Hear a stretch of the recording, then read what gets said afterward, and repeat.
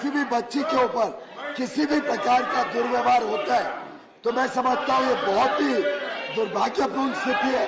हमारी बहनें महिलाओं के ऊपर जो प्रताड़ना, जो उनके साथ दुर्व्यवहार राजस्थान में हो रहा है, जो छत्तीसगढ़ में हो रहा है, जो उनके साथ दुर्व्यवहार तेलंगाना में और पश्चिम बंगाल में हो रहा है, वो भी उतना ही दुर्भाग्य। Okay, please now let leader of opposition hold the floor now.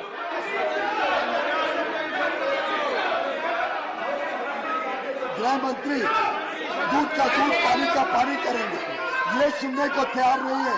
गृह मंत्री जी जब बताएंगे कि जब इनके समय में इतनी बड़ी संख्या में लोगों की मौत हुई मणिपुर में, तब इनके प्रधानमंत्री कहाँ थे? तब क्यों इनके एमओएस ने जवाब दिया? तब कहाँ पे थे इनके मंत्री? तब होम मिनिस्टर क्या कर रहे थे? इसी सदन में बैठे हैं, लेकिन इनका विफलता छिपाने के लिए ये इस प्रकार का व्यवहार कर रहे हैं। देश जानना चाहता है, पूरा देश जानना चाहता है कि इनका जो कारनामे हैं वो कारनामे सामने आए। छत्तीसगढ़ में भी चर्चा हो, राजस्थान की बहन बेटियों पर चर्चा हो, मणिपुर में भी चर्चा हो, और साथ ही साथ पश्चिम बंगाल में जिस प्रकार से एक के बाद एक हत्या हो रही है, महिलाओं का बलात्कार हो रहा है, बच्चों के साथ जो दुर्व्यवहार हो रहा है। सरकारी मल्टी स्टेट कोऑपरेटिव सोसाइटी विधेयक लेकर मैं आया हूं। इसकी धारा 45A से L वो निर्वाचन सुधारों के लिए। माननीय अध्यक्ष जी, हमारे यहाँ अक्सर फरियादें होती थी कि सहकारिता में राजनीतिक हस्तक्षेप होता। सरकार किसी भी दल की हो, मगर राजनीतिक हस्तक्षेप की फरियादें होती थी। अब हम एक 45 और 45A से L तक में एक प्रोविजन लेकर आए हैं जो चुनाव आयोग बनाने का प्रोविजन है। निर्वाचन प्राधिकरण बनाएगा जो स्वतंत्र रूप से चुनाव करेगा, तो इससे सरकारी दखल कम हो जाएगी। निर्वाचन प्राधिकरण के सभापति की जो शक्तियां हैं वो लगभग चुनाव आयुक्त के समकक्ष कर दी गई है। इससे सरकार का दखल नहीं रहेगा। माननीय अध्यक्ष जी, हमने इसके साथ साथ तय किया है कि बोर्ड की 1/3 संख्या अगर खाली हो जाती है तो फिर से चुनाव करना पड़ेगा। माननीय अध्यक्ष जी, हमने इसके साथ साथ एक सुधार लेकर आए हैं कि बोर्ड की बैठकों में अनुशासन, सहकारी समितियों के कार्यलाभ और धारा 50 अध्यक्ष, उपाध्यक्ष और बोर्ड के सदस्यों को 3 माह के अंदर एक बोर्ड मीटिंग बुलाने के लिए कंपल्सन करेगा। माननीय अध्यक्ष जी, उपसभापति या सभापति ये बोर्ड नहीं बुलाते हैं तो हमने तय किया है कि सीईओ की जिम्मेदारी होगी कि बोर्ड बुला ले और मीटिंग दे, नियमित हो जाए। कई बार बहुमत खो देने की स्थिति में कई बार मीटिंग ही नहीं बुलाई जाती। अब ऐसा नहीं कर पाएंगे और सीईओ द्वारा मीटिंग बुलाने के लिए अगर 3 मार्च में मीटिंग बुलाइए फिर भी 50% सदस्य लीक कर देंगे तो कंपलसरी मीटिंग बुलानी पड़ेगी।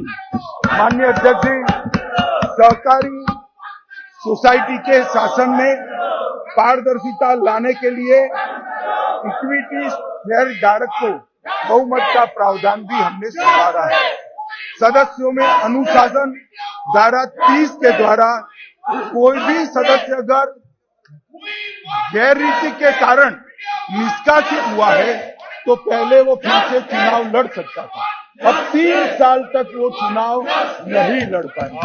माननीय अध्यक्ष जी, हमने इस सहकारी समितियों में एक एससी या एक एसटी और एक महिला, इसको रिजर्वेशन देने का काम किया है जिससे एसटी और महिलाओं का प्रतिनिधित्व इसके अंदर बढ़ेगा। माननीय अध्यक्ष जी, निर्देशक बोर्ड में पारदर्शिता लाने के लिए कंकरेंट ऑडिट की हमने व्यवस्था की है। 500 करोड़ से ज्यादा जिसका टर्नओवर है वो सारी सहकारी समितियों को कंपलसरी कंकरेंट ऑडिटर रखना पड़ेगा और वो ऑडिटर आरबीआई की पैनल से ही रख पाएंगे। माननीय अध्यक्ष जी, विभिन्न संवैधानिक अपेक्षाओं का अनुपालन न करने के लिए अगर बोर्ड के मेंबर नहीं करते हैं तो धारा 43 से उसको बोर्ड के मेंबर रहने के लिए अयोग्य घोषित करना है। माननीय अध्यक्ष जी, मैं भी सहकारिता आंदोलन से जुड़ा हुआ हूं। सहकारिता आंदोलन में बहुत सारा आरोप लगता था कि जो लोग सहकारिता समिति चला रहे हैं वही लोग अपने चाचा, मामा, चाचा का बेटा, भाई, साला, साली उसको नौकरी देते थे। अब हमने तय किया है कि कर्मचारियों की भर्ती की प्रक्रिया में किसी भी ब्लड रिलेशन नहीं, डिस्टेंस रिलेटिव को नौकरी नहीं दी जा पाएगी। माननीय अध्यक्ष जी, हमने संपरीक्षण और सदाचार और यौन उत्पीड़न के लिए एक कमेटी बनाने का भी प्रावधान किया है। हमने सूचना के अधिकार को भी इसके अंदर शामिल किया है, जिससे सूचना अधिकारी की अपनी दृष्टि होगी। माननीय अध्यक्ष जी, धारा 72(3)(a) में हमने रिजर्व बैंक के रेगुलर पैनल से ही सादा ऑडिटर और कंकरेंट ऑडिटर को रखने का प्रावधान किया है। माननीय अध्यक्ष जी, हमने पूंजी बढ़ाने के लिए भी कई सारे उपाय किए हैं। माननीय अध्यक्ष जी, मुझे पूरा भरोसा है कि बिल ये सदन के पारित करने के साथ ही देश के सहकारिता आंदोलन में एक नए युग की शुरुआत होगी और बहुत बड़ा परिवर्तन आने वाले हैं। मणिपुर के मुद्दे पर चर्चा के लिए पूरी तरह से तैयार है, लेकिन फिर भी प्रतिपक्ष हमारी बात को स्वीकार करने को तैयार नहीं है। मैं यह मानता हूं कि मणिपुर जैसी गंभीर घटना के प्रति जो चर्चा होनी चाहिए उसके प्रति प्रतिपक्ष गंभीर नहीं है। मणिपुर पे चर्चा को लेकर के था और विपक्ष ने अनुरोध किया था कि आप मणिपुर की चर्चा को स्वीकार कर लीजिएगा, सत्र चलेगा। हमने मणिपुर की चर्चा स्वीकार कर ली।